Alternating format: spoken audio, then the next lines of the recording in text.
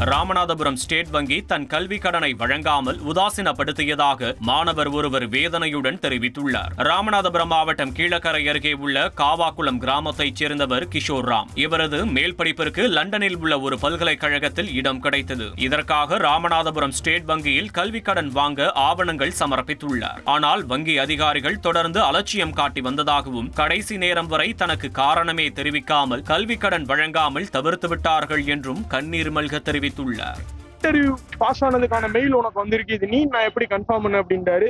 அதுக்காக நான் கன்ஃபர்மேஷன் லெட்டரும் இந்த இருக்கு. அந்த லெட்டரை கொடுத்ததும் இந்த மெயில் வந்துட்டு நீ வந்துட்டு எடிட் பண்ணி கொண்டு வர்ற அப்படிங்கிற மாதிரி ஒன்று சொல்லி என்ன வந்துட்டு ரொம்ப தரைக்குறைவா பேசினாரு. நாங்கள் சாங்ஷன் மேனேஜர் நாகம்மைன்னு சொல்லி ஒரு மேடம், அவங்கள்ட்ட கொண்டு போய் என்னோட போனை கொடுக்குறாங்க. என் போனை வந்துட்டு அவங்களே வாங்கிக்கிட்டாங்க. என்ன ஒரு அக்யூஸ் மாதிரி இங்கே வச்சு உட்கார வச்சுட்டாங்க.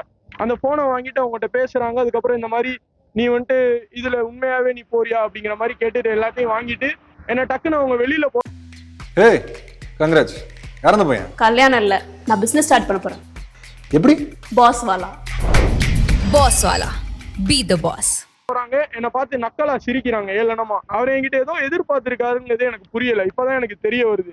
எதிர்பார்ப்பை நான் பூர்த்தி செய்ய முடியாத காரணத்தினால வந்துட்டு இப்ப காலையில என்னோட லோனை அவங்க என்ன பண்ணிருக்காங்கன்னா சாங்ஷன் பண்ணாம ரிஜெக்ஷன் பண்ணியிருக்காரு. அதை கடைசி நேரத்தில் என் வாழ்க்கையை மொத்தமா சீரழிச்சுட்டாங்க. நான் கெட்டின 4.5 லட்சம் ரூபாய்க்கு எந்த பிரயோஜனமும் இல்லை, எந்த இதுவுமே இல்லை. இப்ப இதை வந்துட்டு மத்திய நிதி அமைச்சர் நிர்மலா சீதாராமன் மேடம் கண்டிப்பா பார்க்கணும்.